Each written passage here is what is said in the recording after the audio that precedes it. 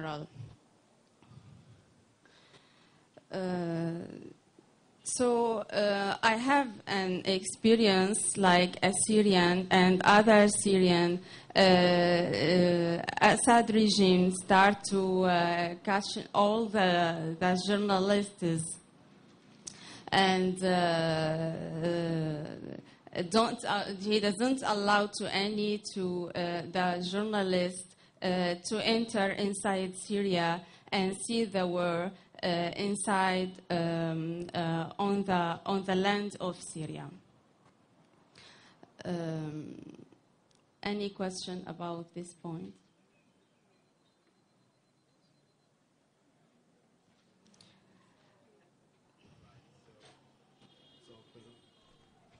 Right. So, Khulud, we will still take more statements from the rest of the speakers. If you have anything else to add to it, you can add. But otherwise, we'll take statements like that, and then they will ask general questions. So you will not be put on the spotlight or anybody put on the spotlight. So that's how it's meant to be. So thank you very much. Right, and I honestly forgot to introduce Charles Ayiko is a lecturer at the Faculty of Information Technology and Communication Studies at UPSA. He's also a coordinator for media and website management unit of that university, UPSA. So let's give him a round of applause. He's also with us. I apologize, Steve, for skipping you in the earlier introduction. So Dr. Abubakar, we will hear from you also, and then we'll continue. Thank you. Thank you very much for the introduction. I have seen a lot of students here, and so I'm tempted to have taken a certain direction, but there is the need for me to tailor it to your need as students. And so, Mr. Host, allow me to do what one could do in a lecture room. I will combine both the written document and then provide explanations. First, to understand fake news, there is a need for us to contextualize it. If you don't contextualize it, then you are likely to call it anything. And currently, I think that is the problem with fake news. And so, let's go through the contextualization. Information first is considered factual as long as someone charismatic with a popular following repeats it publicly and often. The reality is that this post-truth regime is actually a post-modern phenomenon. So we are in a post-modern phenomenon. And so many things are happening. Now let's continue. Modernity places a high premium on scientific inquiry as a means of knowing the truth. Now, if you don't know the truth, you are likely to put out lies, fabricated stories, manipulated stories, misguided stories, and so on and so forth. However, in recent times, publics have become jaded or disillusioned by Western modernist thinking and populist movements around issues or personalities like Trump. The public has gotten disillusioned with the sort of media that we have today, and they are looking for accurate stories. In their search and in that confusion, there comes social media. So a gap was created, a vacuum was created for social media to find a base. These populist movements thrive on a belief that traditional sources of knowledge and information, such as even our universities, our traditional media, and that is what we call the legacy media, are beholden to establishment interest and cannot be trusted to tell the truth. GBC had a trust problem because it was what? State-owned, but it was interpreted as government-owned, and so we had no confidence in it. Today we have private media owned by private people, and these private people do dictate to some extent what they want on their radio stations. Some play a hand-off role, but some do not. Then you also have advertisers who have some control on some media houses. You have a flagship program in the mornings or in the evenings, and then you put a certain advert on it. Now, if that business withdraws that advert, your station goes down or your paper will fold up. These are contemporary issues that we are confronting after the liberalization of the airwaves and, for that matter, the proliferation of media globally. So these have culminated in the post-truth era and fake news as an element of this era. So fake news is linguistically a phrase morphed from a description of social media phenomena into a journalistic cliche and an angry political slur. This is a definition given by one BBC journalist in his report on fake news. And I love it. Now, what are the characteristics of fake news? Fake news is a type of yellow journalism. You might have heard that in your lectures. Or gutter journalism. Or propaganda. That consists of deliberate misinformation or hoaxes spread via traditional print and broadcast media or online social media. This false information is mainly distributed by social media, but is periodically circulated through mainstream media. Fake news is written and published with the intent to mislead in order to damage an agency, entity, or a person. Again, financially or politically, often using sensationalist, dishonest, and outright fabricated headlines to increase readership, online sharing, and internet click revenue. Immediately you click, knowingly or unknowingly, somebody collects cash and puts in his pocket. And that is what they want. Now, I want to have a critical analysis of this phenomenon or phrase, fake news. A critical analysis of the term fake news with a particular interest in its operationalization and manifestations reveals a very worrying, if not a dangerous trend of undermining real journalism by creating confusion or a dilemma between good and bad journalism, thereby patently becoming a threat to freedom of expression and of the media. A study about fake online reviews also specified the role of intention in defining what is fake news.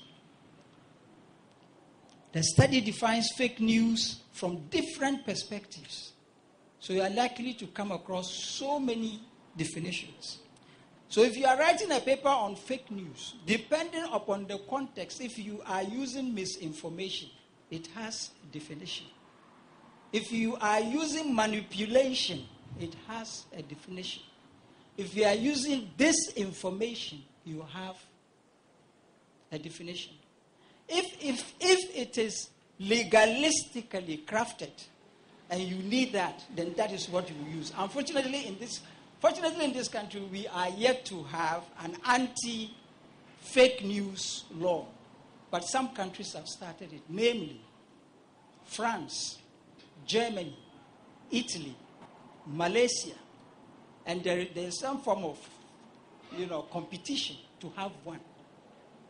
And these are all threats that would limit freedom of speech in the cyberspace, which of course can affect traditional news or legacy media houses. Now, to address this problem,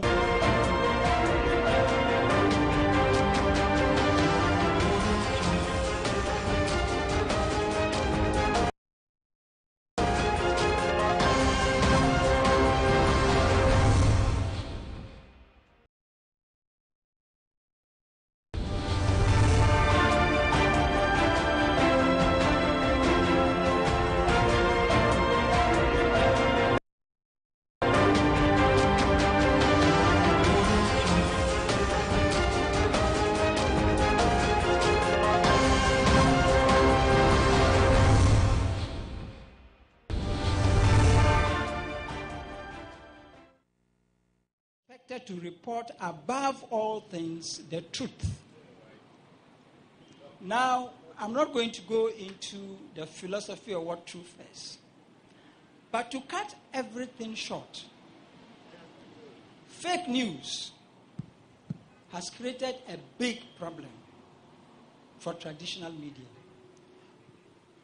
Lies, fabricated news is now in competition with truth. To the extent that because of our psychological makeup, we would first want to go to where there are rumors, where gossip is taking place, where something sensational comes. That is part of the human nature. And so they have an upper hand. Now, how do we as journalists confront this?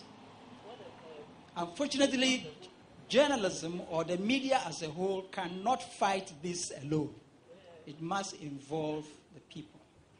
Maybe later in the discussions we may see further presentations. Look, we're grateful. We will be taking preliminary comments like that. Later we'll come back to details. Let's give him a round of applause, please. And I have to introduce one more person who is joining us. He has been here for a while, Francis Sowa, if I got it right. Francis Sowa is a journalism lecturer at the University of Sierra Leone. He's also a board member of the Sierra Leone Media Regulatory Body, the version of Ghana's NMC. So, Francis, we're grateful to have you. Can you kindly sit next to Khulud so we can continue our discussion? So, the next to speak to us is Charles Ni Ayuko. I've introduced him already. Let's give him a clap. Let's hear what he has to tell us about fake news. Thank you very much, and good afternoon once again. Doc has said a lot about fake news, so I just would want to summarize or talk about my version or my understanding of fake news in addition to Doc's submission. For me, I see fake news as similar to terrorism, as well as any epidemic that we see today. Just as Doc mentioned, it is also a global crisis. And you have countries like Malaysia which have taken upon themselves to draft laws to fight it. About 2 days ago, a Malaysian was arrested and detained for spreading fake news. I think that fake news has been there for a long time. But the advent of social media has made the issue worse. Today, and as we speak, everyone is a storyteller. With your mobile phone, you are able to produce or create and spread news. Aside that, there are fake news generators where you don't need to have your own website, but you can actually use these generators to produce your own news. When you look at the trend in Ghana, the app search of fake news is usually rampant during the election season, where you find political parties trying to outdo each other by producing false news about candidates. And it seems it's the same across the world. We know about during the 2016 elections in the US and all. I believe that we are all part of the spread of fake news. Because, for instance, we've been witnesses to situations where, and may so rest in peace, our former president, the late Professor Mills, died several times before his actual death. It was reported several times that he was dead. Recently, we heard about the fake news which were spread across, related to our current Vice President, His Excellency Dr. Bawumia, where we're told that it's in a certain condition and he will never return as the Vice President. It's a very serious issue. And I think that as journalists, as media practitioners, especially those in the traditional media, we have a lot of work to do. Because fake news is actually testing our intelligence, our smartness when it comes to the production of news. Don't forget that with fake news and production of fake news, there's no gatekeeper.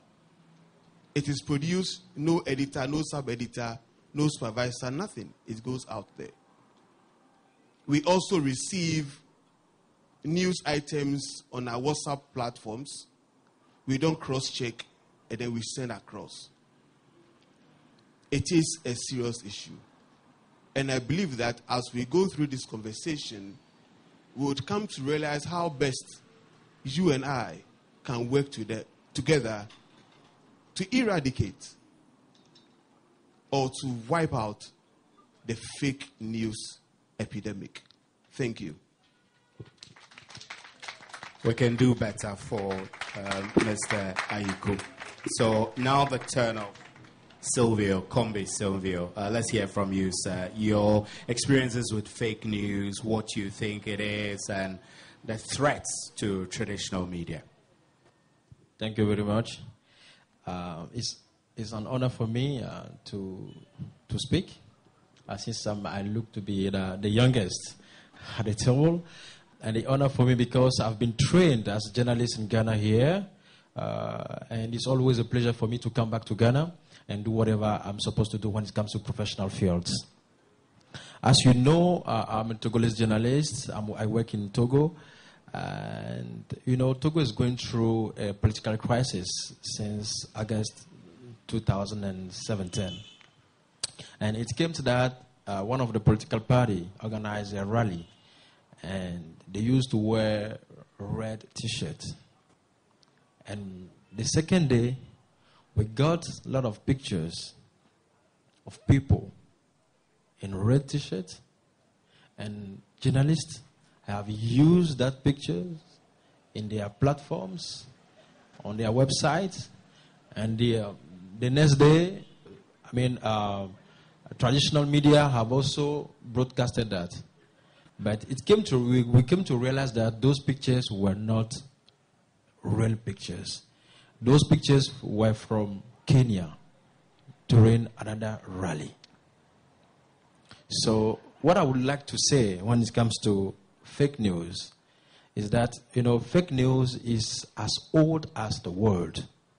And I will link it to gossip. You know, people gossip because they want to blackmail you, just they want to say bad things against you, all those stuffs. And that's also the main purpose of people who use fake news. So we journalists have to be very cautious when it comes to that. And, you know, when I was talking about that demonstration, you know, Togo government is working actually to draft a law and even to pass a law against fake news. There's one human rights activist who has been put to jail just because the picture I'm talking about, he has used that picture as one of like he has used the picture on the as the headline, of his report. And the government has seen it as like you are damaging, or you are not working to polish our image across the borders, so it has been put into jail. This can also happen to us as journalists. And, it was just last week, one of my colleagues in Ghana here just wrote to me because Togo President Faure Gnassingbé has been reported dead in road accident. And this information have gone viral in social media platform in Ghana. And he had to write to me to confirm it or not. And I have to tell him no. Assume that he didn't come to me and then went on air and saying that Togo's president has died in a road accident. I believe that reputations, we work with it, or we work on it, several years. But it takes just some seconds to destroy that reputation. And the other point that I will also add to what Doc and my predecessors said, the situation has worsened with social media. It has really worsened with social media, just because we are more willing to get information through our phone or whatever, and whenever somebody's publish or broadcast an information on social media or on a website, people are likely to share it faster than like going to buy a newspaper and then grab the information and publish it. We journalists working, especially those working on website, have a big role to play when it comes to dealing with fake news. And what I would like to say, last but not the least, is we have to be very, very cautious, because one of the rule that we've been taught during our lectures was to cross-check. Many times we just grab the information just because we're journalists. People are sharing the information, then we grab it and we also put it in our various outlets. It's very dangerous. So we should and we must, stay to that and still cross-checking all the information that we get. Thank you. Thank you very much. Let's give him a round of applause. I'm going to have to skip Mr. Kwame Ahiagbenu because he will have some research information to also share with us. So we'll take a comment from Samidako. Samidako, I introduced him earlier. He's a journalist. He was at Joy FM before. He is a correspondent for the BBC. He's a lawyer and a lecturer as well. Sami, you have the floor. Right. Thank you very much. Well, our job is under threat, and it is up to us to protect our credibility. Our job is under threat in two ways. So we have people who deliberately and consciously are creating false information to make money out of it. And we also have those who are not getting any gain, but they are just being used to spread the information, and they don't get any money. They don't know anything. They just find that information juicy and they just also spread it. So there are those who are spreading it who are not aware that what they are spreading is false, and there are those who are getting money out of it, who are deliberately creating a content and sending it out. We must also be able to distinguish between fake news and, say, a journalist getting a story wrong. In my career, I can think of one story that I got wrong. Not because I deliberately put out that story, but because I trusted a source. And there was no way to cross-check than that source. If anybody wants to cross-check, you go back to that source. And so, if what the source gave you is wrong, will you term that as fake news? No. So, fake news has to be deliberate. And it has to be coordinated. That is where you can now say that there is fake news. Of course, fake news is all over. We have seen the situation with the Brexit vote. It's been alleged, and I think that they have credible evidence to say that, yes, there were Russians involved who deliberately sent out information that decided the outcome. We've seen the U.S. election. They are still investigating to see whether there was a possible Russian collusion. We've also seen the Spain, Catalonian independence election. There have been reports also that there were Russians involved who allegedly sent out deliberate news just to change the outcome of the vote. So for me, this is how I look at fake news. And yes, we must also look at how then do we deal with such a challenge.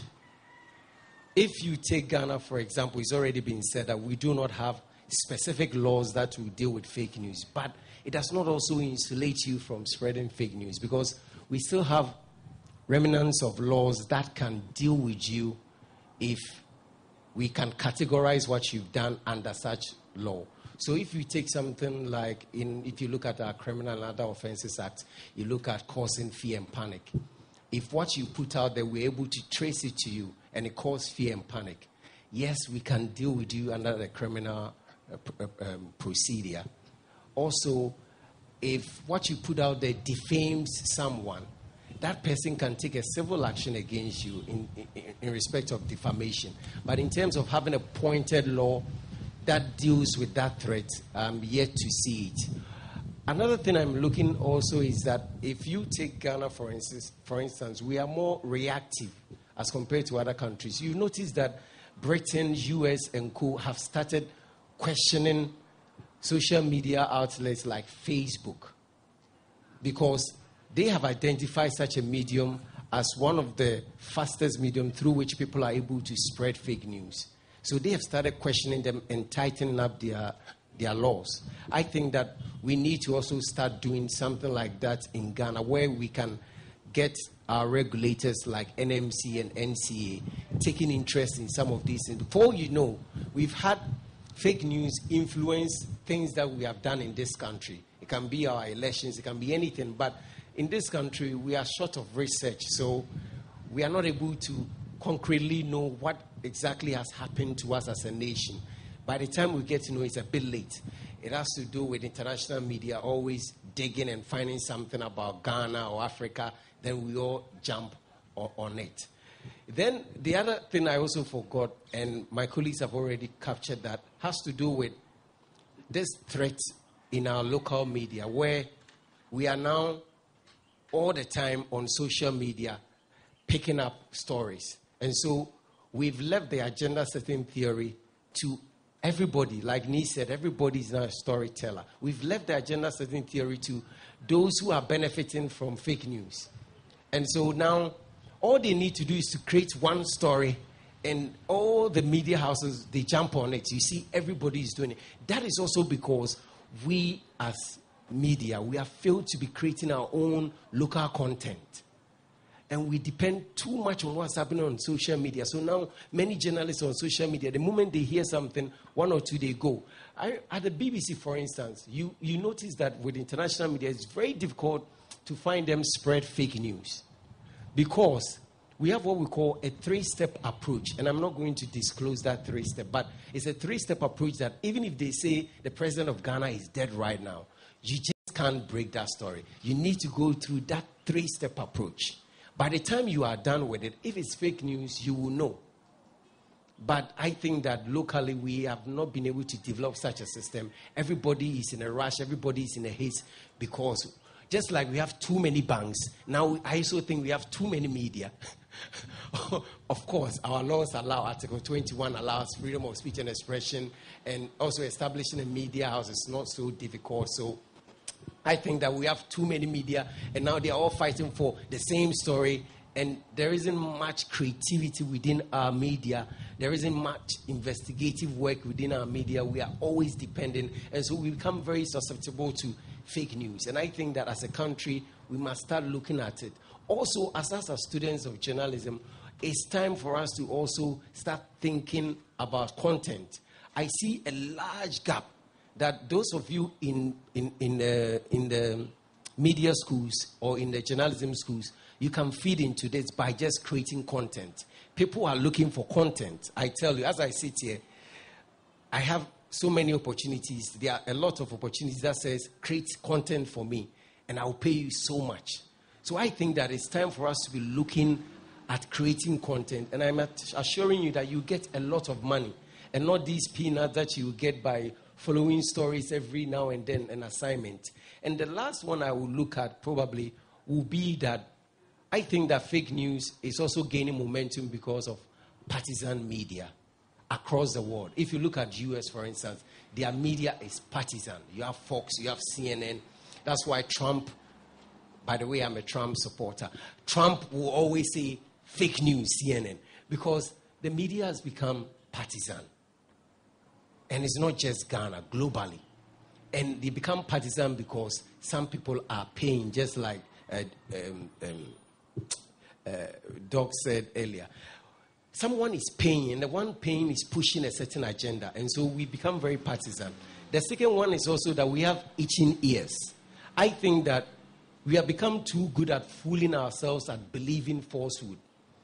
People are so, I don't know, but he also said that it's psychological. The fake news is too good for the ears. And we love that. We love that. And so if you like, access our local media. The media houses that fool a lot, media houses that don't place a lot on good content, are the ones who are always rising. Because we like to hear stories. A pastor has done this person has done that. And that is one of the best mediums through which you can easily spread fake news. I'll end here and allow others to continue. Thank you very much, Sammy Dako. When Charles Niaiku made mention of the death of Professor Mills and the fact that he had died many times in the media before his actual death, on the day he died, I was in a newsroom and the news came in that he was dead. And knowing that we had consistently covered the fake news of his death, we didn't really take it serious. That is the extent to which fake media can ruin the truth in our news approaches. So we kept making calls and checking from our sources. We were spinning around just to be sure that we've got the right source confirming to us that indeed he had passed on. And then we get a confirmation coming from the presidency, and the email was a Gmail. Oh my God. It worsened things for us because here we are. Do we trust that source? Do we go back and check and check and check and check? So fake news really has been with us for quite some time now, and perhaps it's time we begin to crack it down, like Sami is saying, get some laws to whip it into shape. They're passing a law in Togo to make it criminal to distribute fake news. Now, I must remind you that you can send your tweets. You can tweet at TV3_GH and also at 3FM 92.7. The hashtag is World Press Freedom Day, and everyone is hashtagging and tweeting. We're also streaming live on Facebook and streaming live on 3news.com. I want to give Francis Soa, who is a lecturer at Sierra Leone, the opportunity to say something very brief, and then we'll get the research details spin out to us from Mr. Kwagbeni. So, Francis, you have the floor. Tell us, in your estimation, from where your background is,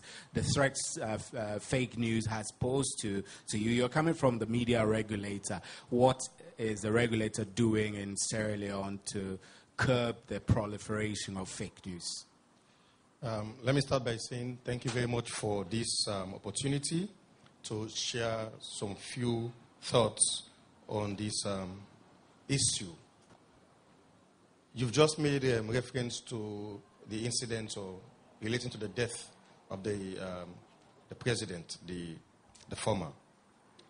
We have just completed elections a few weeks ago in which the elections results were announced several times on social media, and interestingly, over, or at least the two dominant parties won the elections on social media.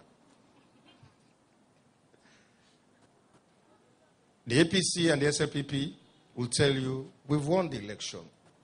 So fake news was a fundamental problem in the just concluded elections in Sierra Leone. I would like to speak in 1 or 2 minutes from an academic perspective and 1 minute from the regulatory point of view. Doc has laid the foundation. He has put the discourse within a particular context. So some few words. One, fake news is not a new phenomenon. But we all know that it has been enhanced or popularized with the advent of technology, particularly Web 2.0. Now, even where there were fake news stories in the traditional media, they were not as serious as we have them now on social media.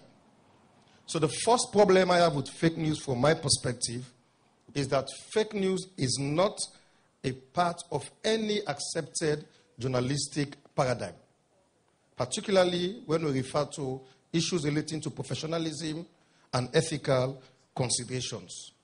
But our problem as media practitioners, we have accepted it. And from all the definitions Doc gave, you will see that there is nothing new in the definition of fake news. Rather, few concepts in journalism which we had rejected in the past are the same things that have been used to define fake news. I'll give you an example. When you say fake news is a type of yellow journalism itself is a concept in journalism. So what are you saying? And we all know that yellow journalism is not anything that is accepted within professional standards. If you also tell me that fake news is propaganda. So the point I'm trying to make, moving forward in terms of the discourse and our approach to academia, the very definition of fake news has several issues because it's like the emergence of issues or concepts that have been rejected in every ethical journalistic practice. It appears as if they've resurfaced in another form. So in short, I will say that there is no falsehood in journalism. So the issue of fake news has no business within professional practice. But that is not to say that it is not predominant in our practice in Ghana as well as in Sierra Leone. Now, in 1 minute, from the regulatory point of view, like Ghana, there is no specific law on the social media in Sierra Leone. But unlike Ghana, we still have the criminal libel laws. And publication in the criminal libel law is defined to include any medium. So now, within case laws in Sierra Leone, we have now seen instances where false publications, fake news, those who published or broadcast such, had been brought before competent court of law under the Public Order Act of 1965, despite the serious campaigns we have mounted for the repeal of those laws. In summary, from the regulatory point of view in Sierra Leone, we have decided to approach the subject matter not only from the IMC, the Independent Media Commission, where I also come from, because they only deal with content. We have the sister organization called the National Telecommunications Commission, NATCOM, that works along issues dealing with technology. So the approach Sierra Leone wants to take, in fact, before the elections, there were indications that they wanted to ban social media.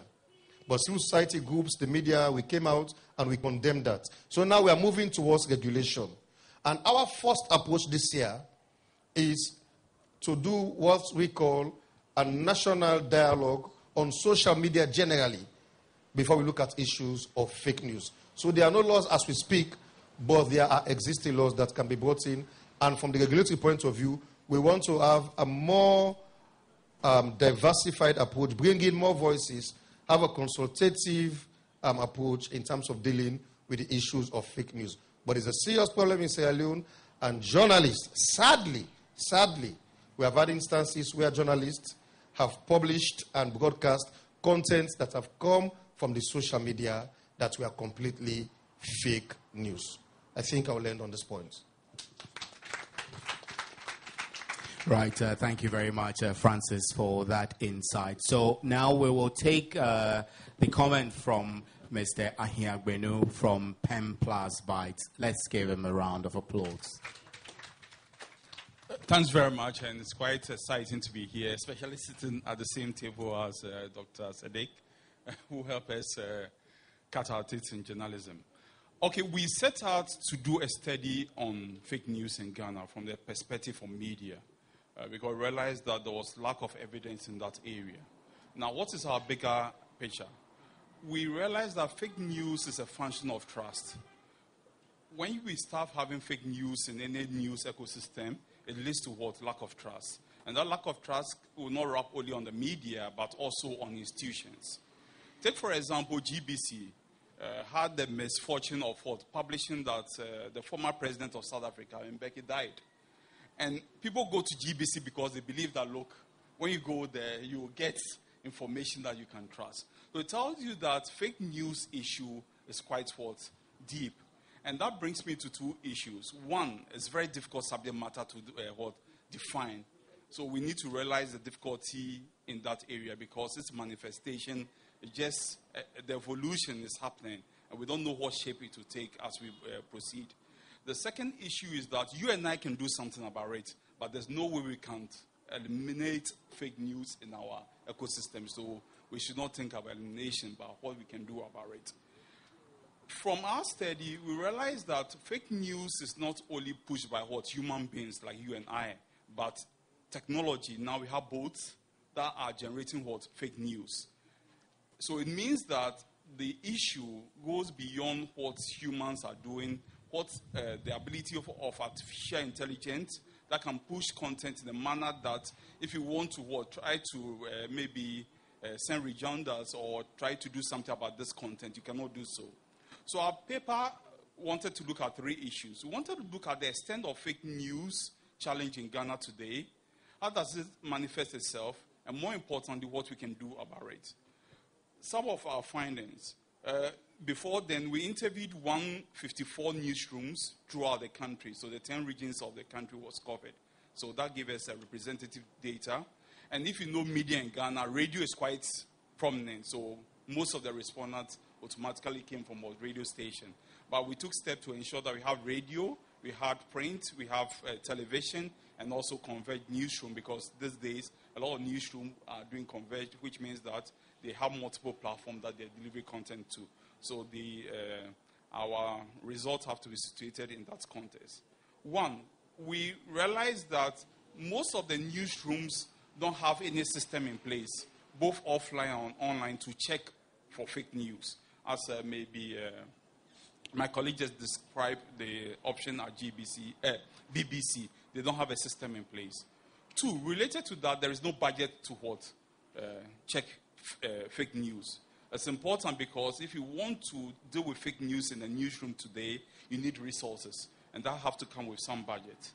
Also, we don't have dedicated people. When you go to the newsrooms we interviewed, that are looking at fake news and how to deal with it. So we saw that was also problematic. Furthermore, we realized that the system of cross-checking is not solid. So some of the newsrooms we interviewed inadvertently post fake news, and they realized that, look, they did an error in that. In all this discussion, it reinforced the literature that this manifestation of fake news is getting profound because of social media. That we have more content coming from traditional media, which can be linked back to social media. People will tell you, social media is not very big in Ghana, especially when you leave Accra to other regions. But we have to realize that content from social media ends up on radio. And it means that we have the multiplier effect. Also, there was this issue that a lot of newsrooms don't have a strategy of dealing with it, which means that they are seeing it as a problem, but they are waiting for maybe something big or problematic to happen before they react to it, which is not good because we need to ensure that we can be more proactive than reactive to some of these issues. But one of the things that came out is that there is a lot of, or lack of research in this area. So I believe that some of you are going to write long essays, right, or your research. And I hope that you want to look at some of the aspects of this because it's an area that we need evidence to guide us in decision making. Now, what were some of the recommendations that came up? The surprising one was that there was a lot of call for regulations. There was a lot of call for laws. Some people even suggested that let's bring back the criminal libel law, which is no longer on our use, back to deal with fake news.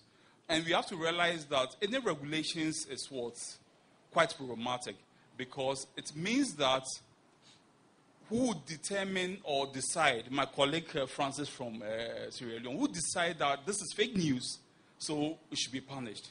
And we believe that we should err on the side of having more freedom than try to put regulations in place. When, for example, using artificial intelligence, I create fake news in the context of boats in the newsroom, where are you going to go to even start taking the robot to court, literally? So the issue of a regulation needs to be discussed a bit more. And I think the suggestion is that why don't we look at self-regulation? But self-regulation works in a professional environment. But most of the content generated, which can be considered as fake, are coming from players who are not within the so-called media space, and that creates problem. And also, there's also the challenge that who is a journalist in Ghana. I don't want to go into that. We look at, are we training or are we having capacity building in this area? And the evidence showed that only 1 or 2% of the newsroom interview said that internally or externally they benefited from what? Capacity building. So it calls for an urgent approach to develop capacity in that area. One of the areas we're looking at is that do they have a column, if they were a newspaper or online, or if they're radio or TV, that focus on educating the public on fake news? And realized that only 1 or 2 said that they have a program. So we thought that it's very important that one of the solutions to fighting fake news is about media or digital literacy. And the media have a very key role to play in bringing about that literacy. And they can do so by devoting some airtime or some column their newspapers to promote that.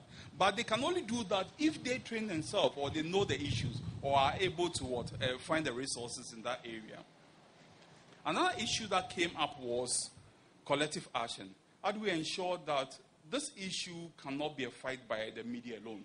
Because it has implication on governance, it has implication on our country as a whole.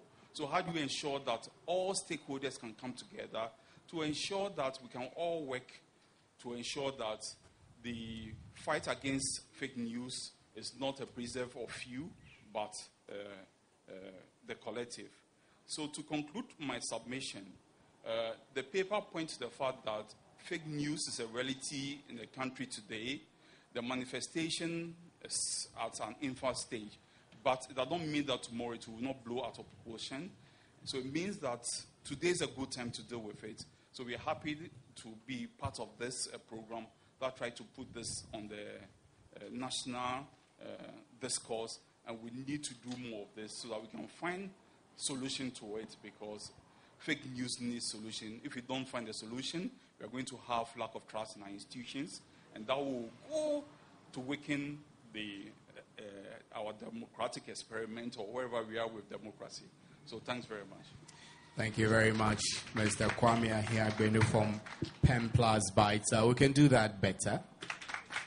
Right. So this is the section of the program where you get to ask your questions. So think through what questions you want to ask, and make them very snappy so we can continue with the dialogue. But I must remind you all that you're live on TV3 and 3FM 92.7. You're also live on Onia 95.1 and Akuma FM 87.9 in Kumasi, Connect FM in Takrady 97.1, and we're streaming live on the internet at 3news.com as well. And across all media general platforms, you can hear this dialogue live. So now time for us to ask questions. I'll ask the first question. When Mr. Ayiku spoke about fake news, he equated fake news to terrorism. I call it weaponization of information. I want to find out from any of our speakers how bad the threat of fake news is when it comes to terrorism and specific threats. So maybe Ms. Ayiku can start that and we'll continue. So if you have more questions, you can raise your hand. I'll bring the microphone. You ask your question, and one of them can answer. Thank you. Ms. Ayiku. Yes, thank you very much. Yes, the issue of fake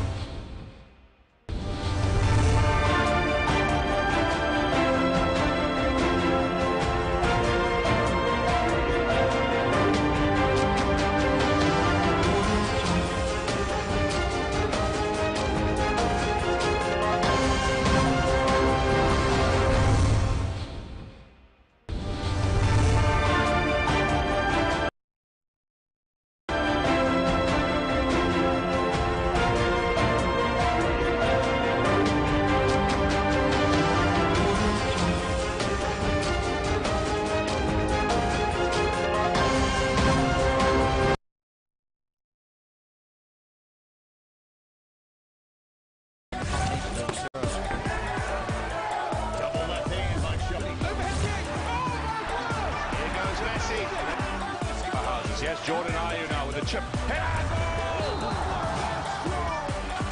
Jimmy Butler and a foul. Right out of the timeout. Jimmy Butler pats the rim. Oh, what a shot. That is absolute. Rinko. Bolt going very near. Comes Usain Bolt. Usain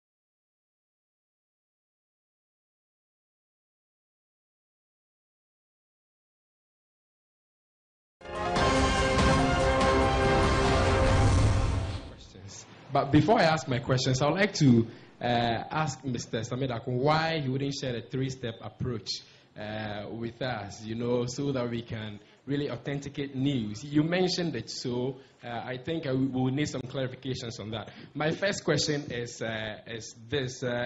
Do we consider...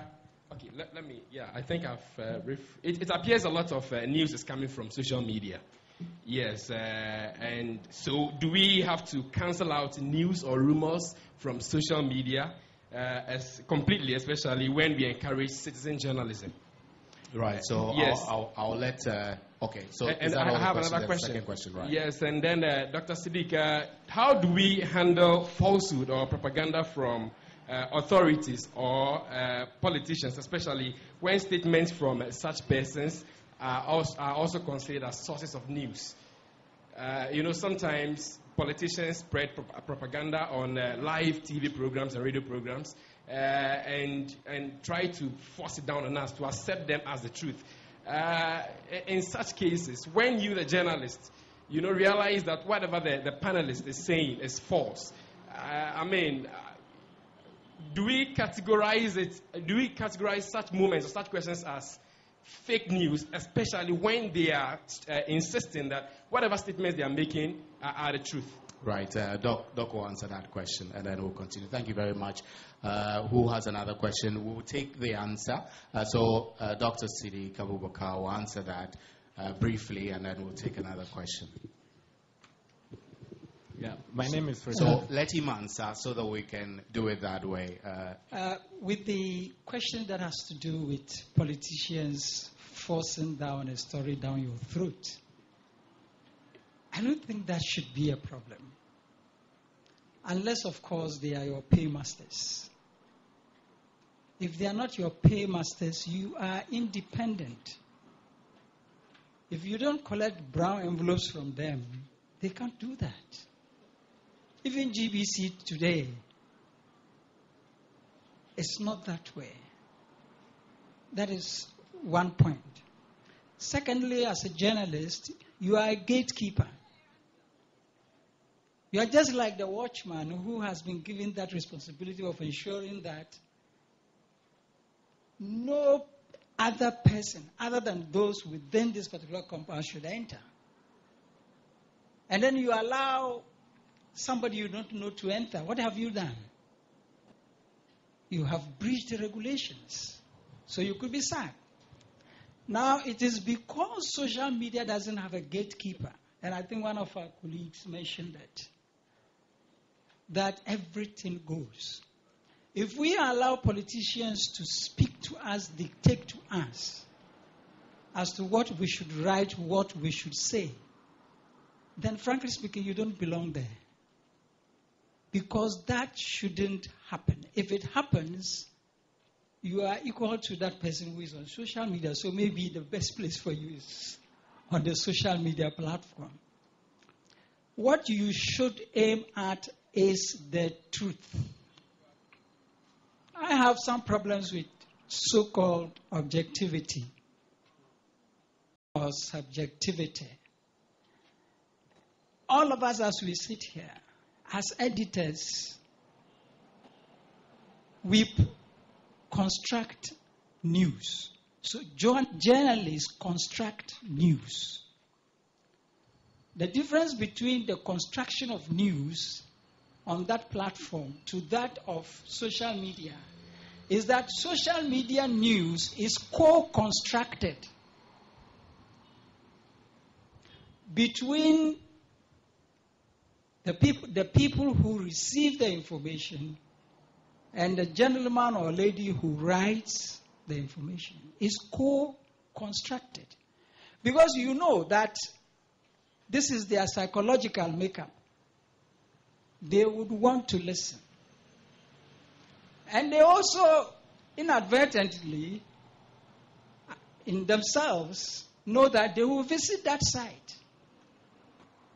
So depending upon what they feel is your need, that is what they give you. And so we create what we call echo chambers. Call it tribalistic. For all those who support Trump, anything coming out of the mouth of Trump is newsworthy. There is nothing you can say to convince them. Some will say, okay, yes, he said it, but I still believe in him. And the problem with fake news is that we accepted it so early in the game. If it is fake, it is not news. Period. If it is fake, it's not news. So why must we accept the phrase fake news, which is alien to our profession? Right, Doug. Right, I want to take the opportunity to introduce one more speaker who is joining us, Elizabeth T. Jonamio. I hope I got it right, good pronunciation. We will let her tell us her perspective on fake news briefly, and then we'll take the next question from you. Yes, ma'am. Thank you very much. My name is Lisbeth Chonameo, and I've worked as a journalist, radio journalist, and also a magazine journalist in Holland for more than 50 years. And I've worked for big platforms, big international platforms, such as Radio Netherlands Worldwide and the NOS. That's the equivalent of the BBC in Holland. Now, my perspective on fake news is quite simple. Fake news has not been invented during this century. There has always been fake news. Because there's a beautiful saying, who controls the mic controls the mind. And the mic, not only the mic, but also the pen, have been controlled by many different powers, many different influential people throughout the centuries. Also in a place such as Holland, also in a place such as the USA. So my perspective on fake news is that now, during this century, where everything is being exposed on the World Wide Web, it's now become clear how it's been done. And now we also have other people joining the fabrication of fake news. But it has always been there. It's just been distributed through influential journalists. Now we also have other people who are producing fake news. Some people just want to have a website where they want to have as many clicks as possible because they can earn money out of that, and they create fake news to get as many clicks as possible.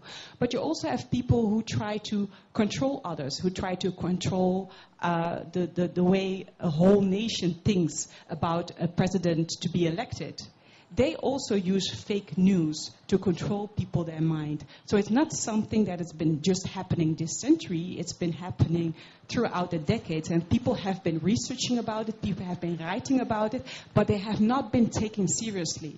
So I hope now the social media has exposed all of us. Now these people are being taken seriously.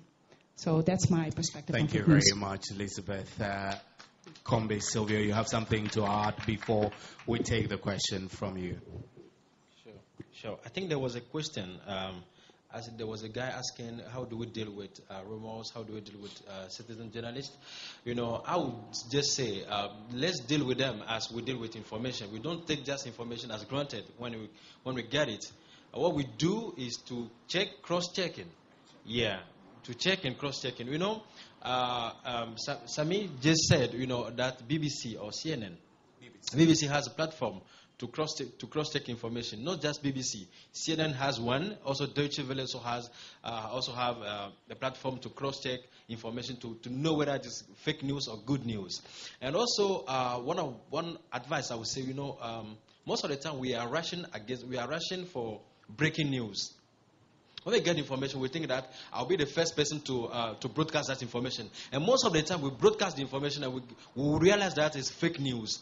The only thing, what I would tell us, or I would tell you to do, just refer to foreign media professionals or foreign media correspondents. Don't feel shy. Just ask them, have you heard of this information? Have you heard of it? Have you heard of it? If they do, they will tell you, okay, I've got it, and this is what I've heard.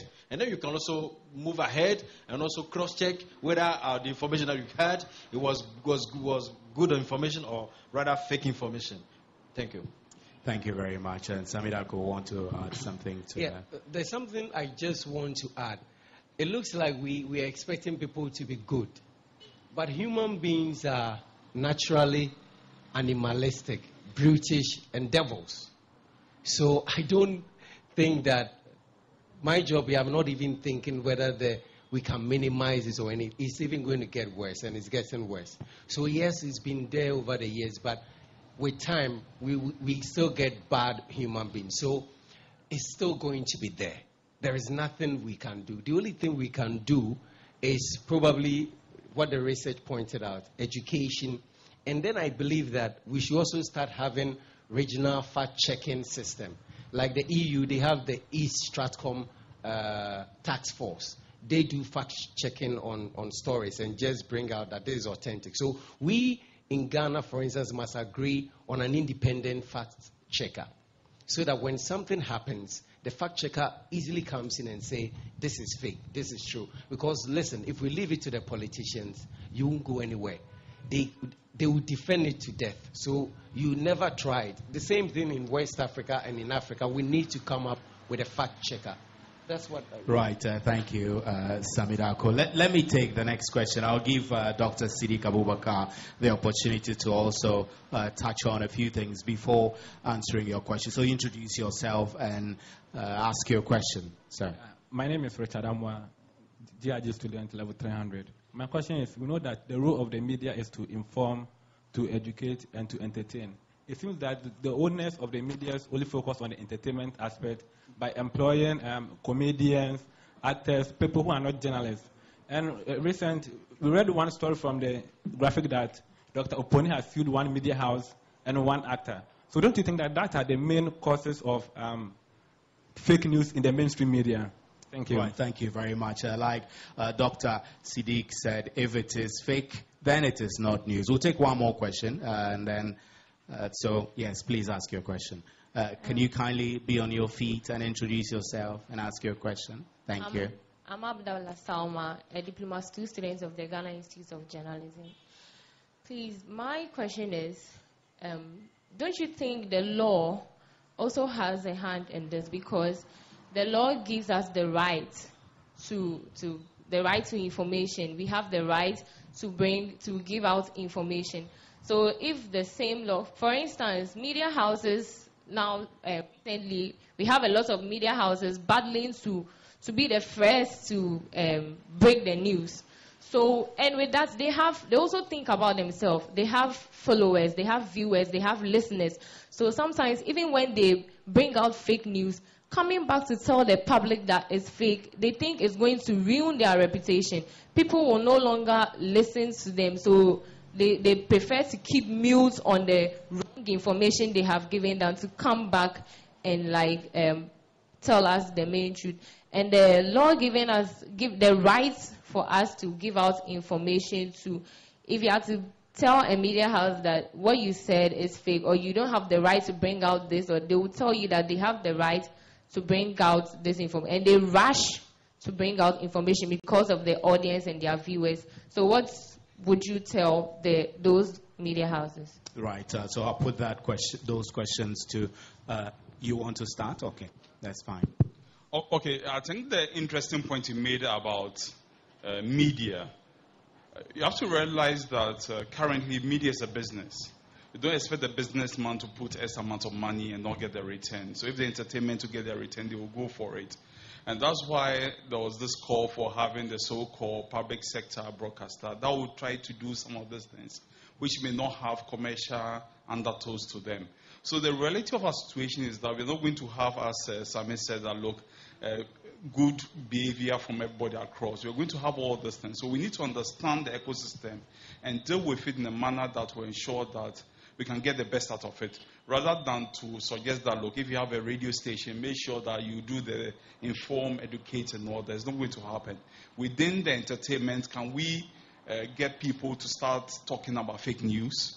And if that's what the audience wants, we want to use that as a tool rather than to prescribe that, look, let's go, how do you call it, education and all that. That's not going to work. Ms. Ahiagbene, thank you very much. So, Dr. Siddiq Abubakar, some question was put to you directly. The gentleman said, I think I remember him saying that media owners are employing comedians and actors to do the job of journalists. Is this right? That is a very interesting question, frankly. When you look at fake news, some have tried to include satire and parody. But satire and parody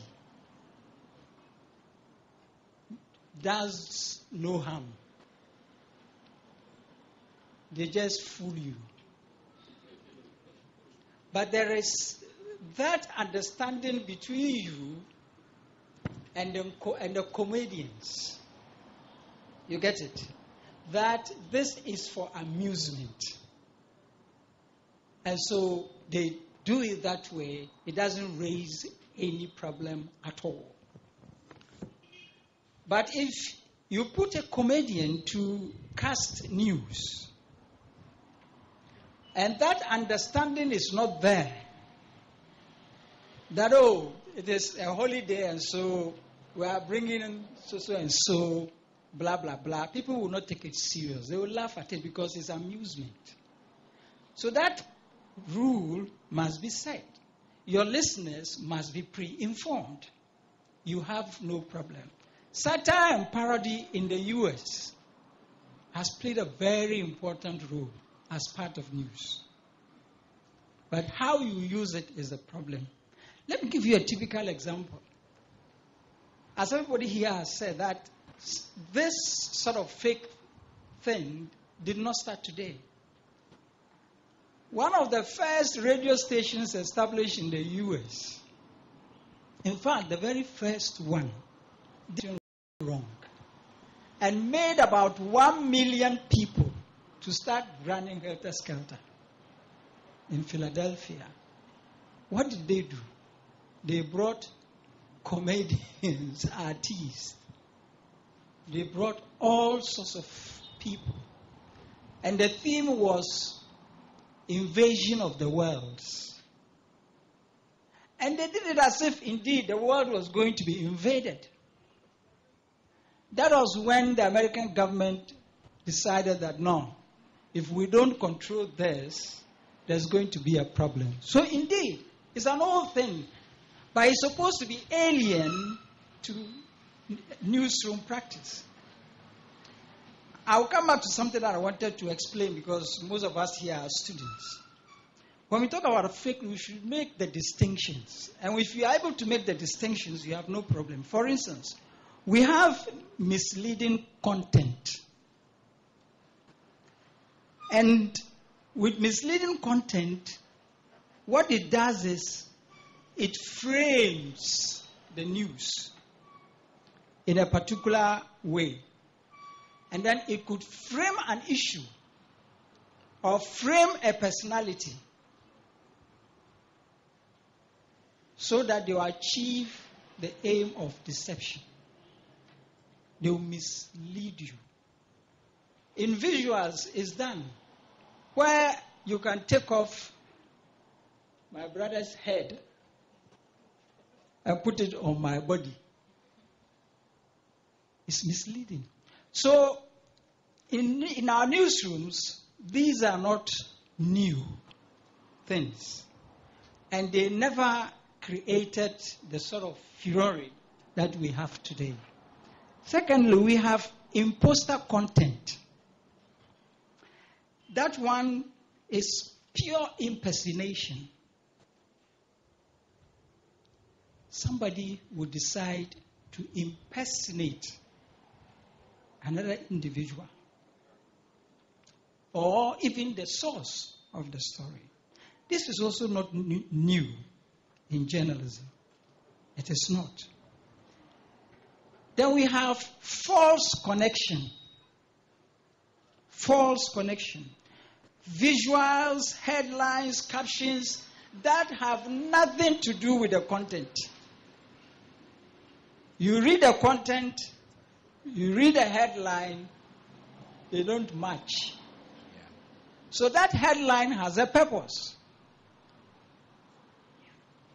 Sensationalized to get you to read Doc, we should be wrapping up. We Right. don't have a lot of time. And then you have manipulated stories. The last one is fabrication, which, as I said, is alien to us. Thank you. Thank you very much. I'm afraid that we would love to take more questions from all of you, but we have just about 10 minutes to go with airtime. So we'll take our last question from Joseph Warungo. He's a journalist, head of news at MG. He will ask his question. We'll get some answers, and then we'll wrap. Thank you. Thank you very much indeed, and thanks to the panel for a really enriched discussion. I was wondering whether someone from the panel would comment about our local language media and fake news, because across Africa, they seem to operate under what I call evolving editorial guidelines, which simply means say it, and then tomorrow say you are sorry. So I was hoping for a comment. And very briefly, fake news is as old as when I started my career. I worked under a certain president in Kenya who was heavy on fake news. When he visited an area that is opposition, in other words, people don't turn up for his rally, and the state broadcaster has recorded the pictures and there was nobody, in the news you would see him speaking, and then the pictures of the people in the audience are in a different location. And the people who are listening, where the president is speaking, it's raining. The ones who are listening to him, they're in the sun. So this is how far we've come with fake news. Thank you. Right, so who would like to take that? Maybe Elizabeth?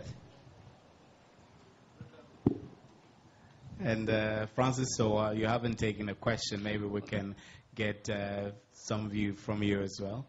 What was your question exactly? No, it was just a comment about local language journalism across Africa in connection with fake news. I'm not suggesting they're the biggest culprits, but because we believe them a lot, because of the affinity of the audience to the... what do you do about that? Well, I think that local journalism is extremely important in the fight against fake news, because local people who are locally based have an ear to the ground. They know exactly who they are, who they want to interview, who is trustworthy. They are more closer to their subject than a global journalist. So I very much in favor of supporting local journalism in the fight against fake news. I can't tell the experience in Ghana, but your description of the way local media institutions perform, saying one thing today and apologizing tomorrow, it's a fundamental problem in Sierra Leone. And principally because after the war we had the advent of many local radio stations. And they were community radio stations. You didn't have professionals living in the urban areas to go to those rural areas to man those stations. So we had teachers, psychosocial workers, who eventually, by default, became journalists. Sadly, over the past 15 years, I will always describe them as people who have been trained on the job. And they continue to make those mistakes. They correct those mistakes. But to a very large extent, there had been some level of improvement. But that's the apt picture you have just described. And to us, it doesn't matter if you make a mistake today and come tomorrow and say you apologized. In fact, you'll be loved by the community to say that you're somebody who can readily accept your mistakes. So that's normal. And it's a question of the history of the media in Sierra Leone, where we had come from because of the dearth of professionals. And up to now, as we speak, we still have media institutions that are managed by people who have not had any training, any formal training in communication or in journalism. But they do so by having practical experience, and they continue to learn on the job. So it's a serious problem, but we are beginning to get over it as we progress. Right. So thank you very much. I'll give some 30 seconds to all of us to make a final closing comments before we wrap up. So no, let's start with you, Doc. You have 30 seconds. We've had a great dialogue. 30 seconds for you to wrap. With the local content, frankly speaking, the hyperboles are too much. If two people are fighting and you listen to them casting the news,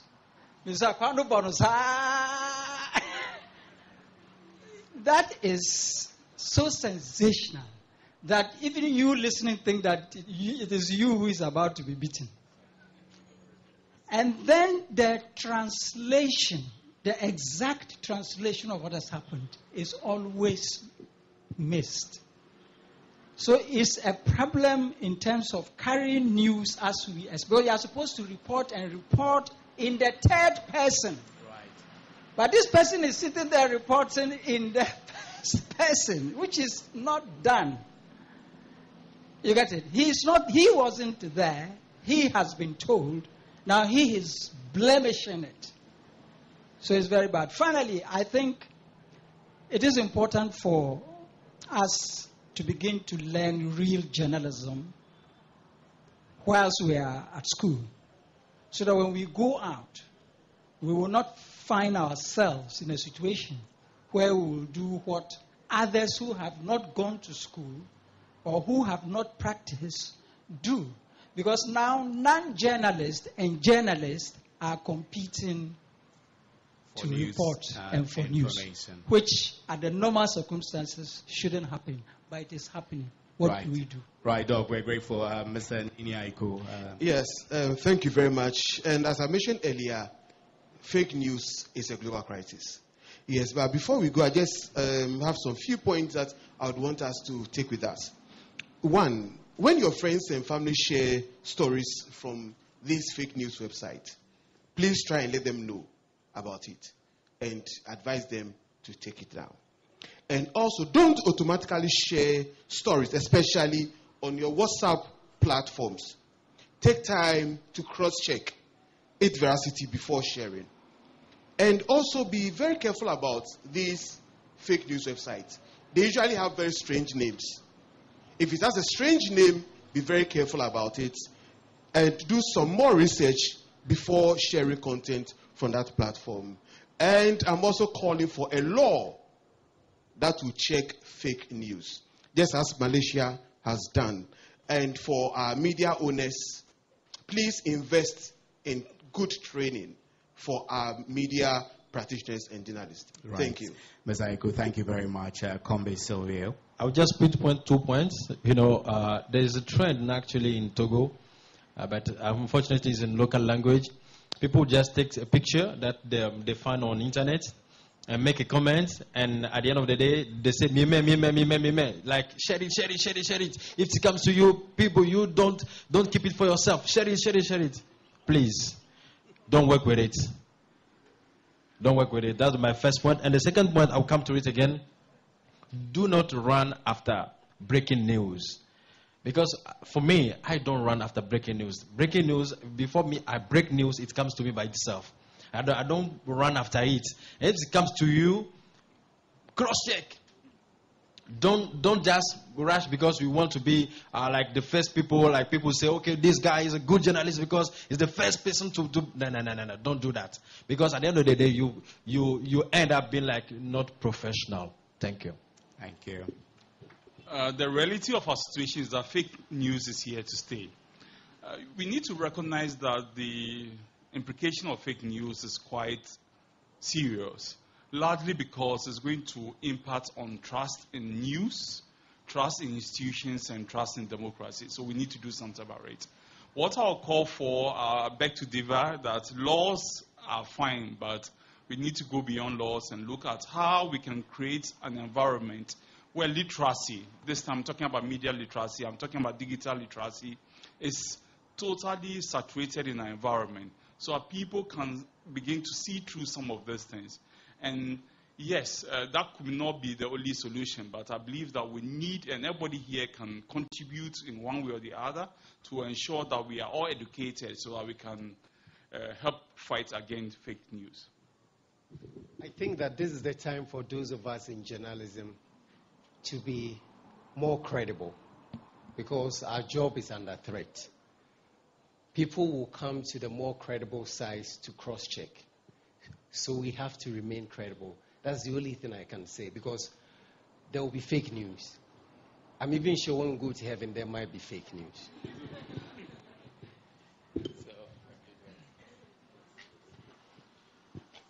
I will close by stating that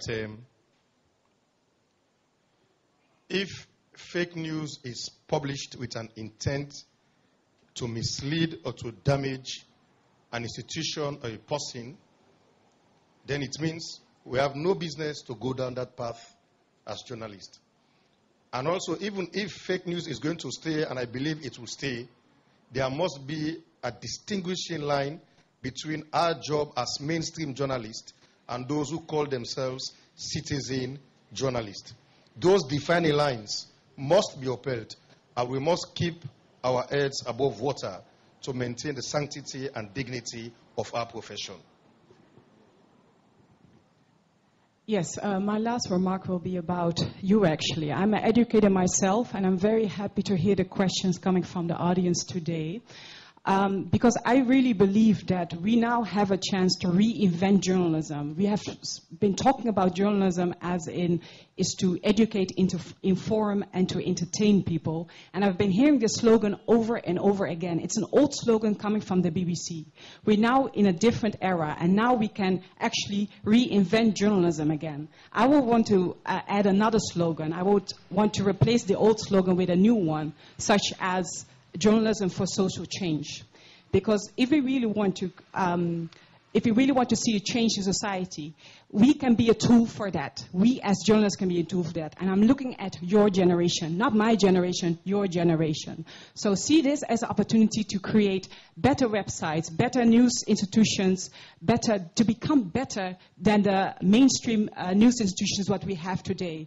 And the World Wide Web is there for you. You can have it. You can control it. You can be the one that all the media will go to if they want to know particular what is really happening in Accra or what is really happening in Ghana. You can become that platform, but you have to create it yourself. Right, so thank you very much. We're extremely grateful to our speakers and to you who made time to join us on this dialogue. This has been the MG Dialogue on Fake News and Social Media as a part of a series of dialogues we have been holding on pertinent issues. I know the conversation will continue on Twitter, Facebook. You can still be tweeting your views and comments to our various Twitter pages at TV3GH and at 3 FM 92.7. Thank you very much for making time to join us, and to you, our audience, thank you extremely for coming. So my name is Stephen Enti, and thanks for being with us. Good evening.